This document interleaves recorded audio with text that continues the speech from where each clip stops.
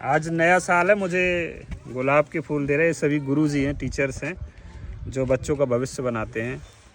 और बड़ा मुझे वो लगा अपने आप पे कि मैं ऐसा तो कुछ विशेष है नहीं हूँ।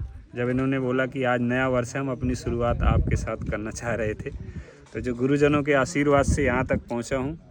पर इनका एक संकल्प, इन्होंने एक संकल्प लिया है, टीम है पूरी, और काम है इनका कि जो हमारे गांव में एक ठूंठ बोलते हैं। ठूंठ मतलब जब पेड़ आधा गिर जाता है, वो खड़ा रह जाता है, किसी काम के नहीं, सूख जाता पेड़।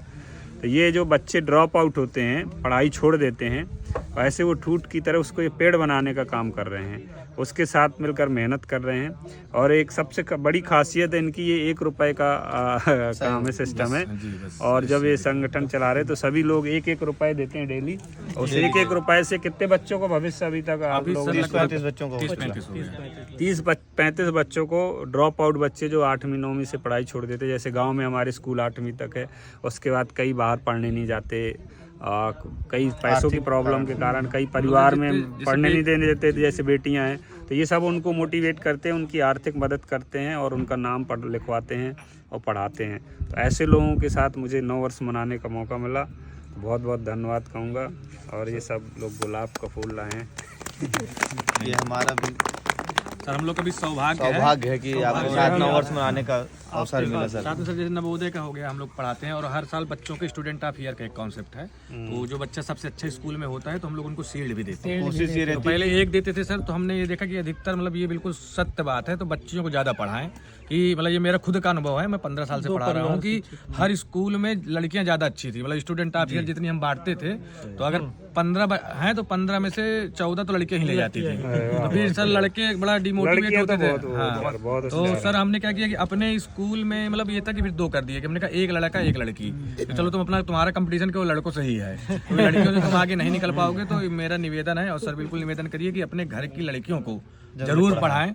और ये विकसित भारत के लिए भी बिल्कुल बहुत बड़ा योगदान होगा साथ में, क्योंकि बच्चियां जब पढ़ेंगी तो वो 2 घर को भी देखती हैं सर। और ये सत्य है, ये अनुभव किया हुआ है, ये नहीं है कि कुल बातें मानिए, क्योंकि 15 साल का ये अनुभव हमसे। पढ़ेगा भारत तो बढ़ेगा भारत, विकसित भारत की संकल्प। चलिए धन्यवाद। बस इतने बोलते हैं कि फूल है गुलाब का, सुगंध लीजिए।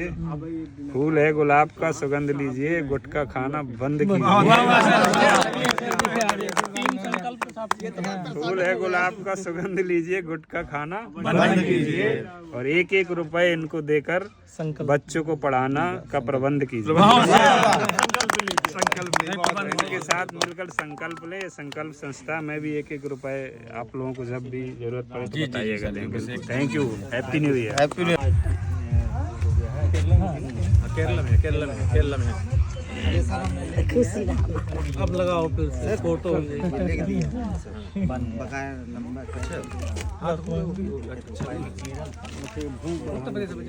सब पूरा देश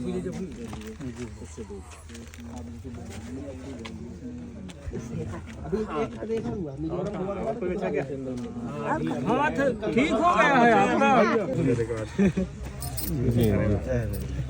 कि जब तक रहेगा संकल्प का टीका, आप लोग बोलेंगे, जब तक रहेगा संकल्प का टीका, जब तक रहेगा संकल्प का टीका, कोई भी शिक्षा से नहीं रहेगा फीका। कोई भी शिक्षा से नहीं रहेगा फीका। ये हमारे गुरुजी मिल गए मुझको अलग से, उन्होंने संकल्प लिया है।